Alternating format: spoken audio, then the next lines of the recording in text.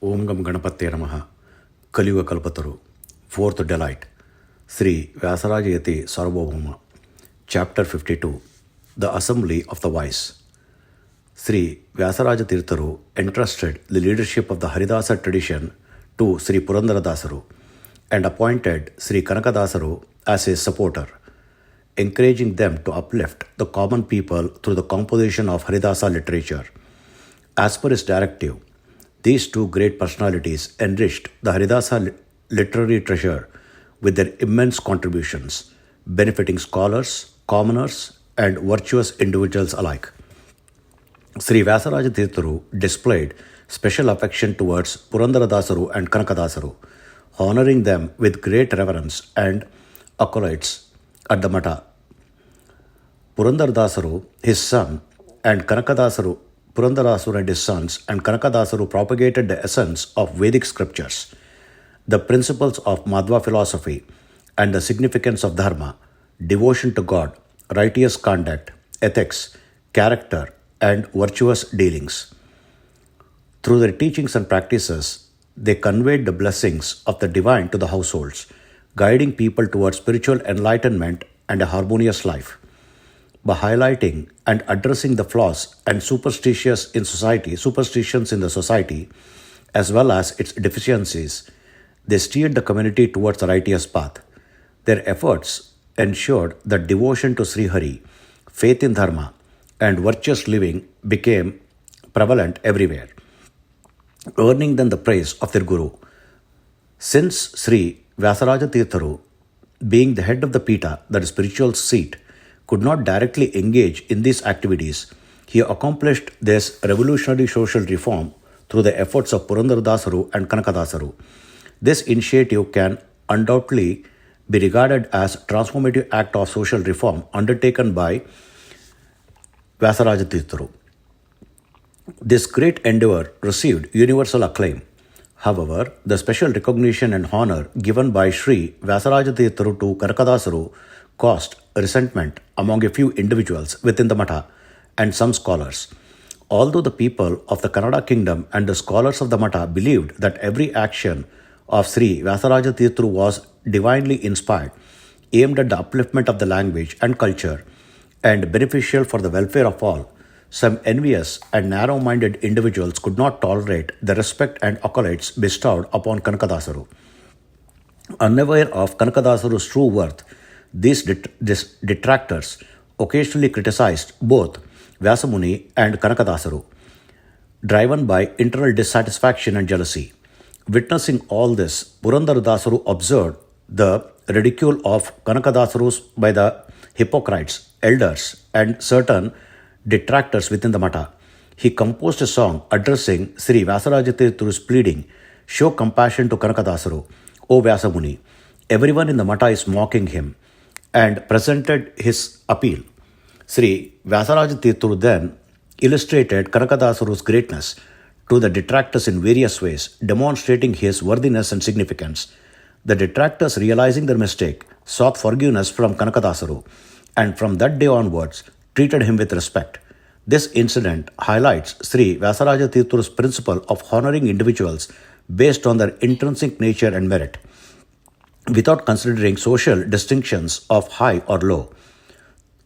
Through such actions, he became a role model for the world, exemplifying the ideas of equality and wisdom.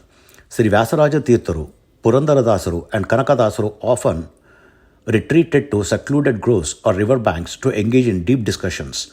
These gatherings of wise individuals became vibrant assemblies of intellectual and spiritual exchanges, where every moment was filled with joy and inspiration. On one such occasion, Sri Vyasa Tirtharu and Purandaradasaru were seated on the banks of the Tungabhadra river, engaging in conversation. When wise individuals gathered, their discussion inevitably revolved around the divine, focusing on spiritual experiences and contemplative insights. They exchanged their personal experiences, discussing Lord Sri Hari, his devotees, their glory, and the way in which devotion and surrender should manifest in the life of devotees.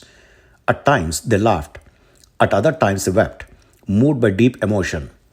They experienced ecstasy, danced in joy, and at moments close their eyes in silent meditation, immersed in divine contemplation. Such was their conduct. Nearby, an elderly shepherd was grazing his sheep and observing their behavior, amazed and intrigued by their extraordinary demeanor. He sat there gazing at them in wonder. At that moment, Purandaradasaru remarked, Swami, it would have been wonderful if our Kanakadasaru were here now. The Guru responded, Indeed, it will be delightful if he were here. Why didn't Kanaka come today? It would be better if he were here, wouldn't it? Should we call for him? But there's no one here to send for him. Hearing this, Purandaradasaru pointed to the shepherd sitting in the distance and said, Swami, he can bring him. Vyasaraja Tirtharu called the old shepherd over with a wave of his hand. The shepherd, knowing Vyasaraja Tirtharu was a royal guru, felt nervous and hesitated to approach. However, when the Guru called again, he reluctantly came forward saying, What mistake have I made, Guru Swami? Was it wrong to graze my sheep here? Forgive me this time. I will leave right away. There's no need to trouble yourself further. The Guru laughed and said, We don't have any objection to you grazing your sheep here, but will you do a task for us? The old man replied, I will, master, but who will look after my sheep in the meanwhile? Purandaradasura laughed and said, We will take care of your sheep. Just do as the Guru asks. The old man, still skeptical, said, You are joking with me, aren't you? Vyasaraja Tirtharu reassured him, It's not a joke, my friend. Do you know where our Kanakadasaru is? If you bring him here, we will reward you with whatever you ask for. The shepherd, intrigued, asked, Will you really give me what I asked for, my lord? If that's the case, I will go fetch Kanaka for you. The Guru agreed, saying, Very well, go and bring Kanaka here. The old shepherd nodded and said, All right, master, I'll go immediately. He crossed the river and went to where Kanakadasaru was, calling out, Hey, Kanakappa, your Guru, Swami is calling for you. Come on, let's go. Kanakadasaru asked, Who all are there? What are they doing? The old shepherd replied, Guru Swami and Dasappa are there. They were talking about something. I don't know what. Kanakappa, but sometimes they laughed, other times they cried. And then they closed their eyes and sat silently. They told me to bring you, saying, Find Kanakappa and bring him here. We will give you whatever you ask for. Come quickly, let's go. Kanakadasuru laughed and said, Oh, you are fortunate. When they ask what you want, tell them, Swami, in your laughter, please give me a little. In your tears, share some with me. In your silent meditation on God, give me a bit of that too. I don't need anything else. If you ask for this, your next birth will be a good one. God will favor you. Hearing this, the old shepherd was astonished and said, Kanakappa, if it will help me in my next birth, I do have one desire. Kanakadasuru asked, What is your desire? The old man replied, Kanakappa, you are one of us, but Swami holds you in such high regard. For my next birth, I want to be like you, a servant of God. Please ask Swamiji for this. Saying this, he brought Kanakadasaru to the Guru.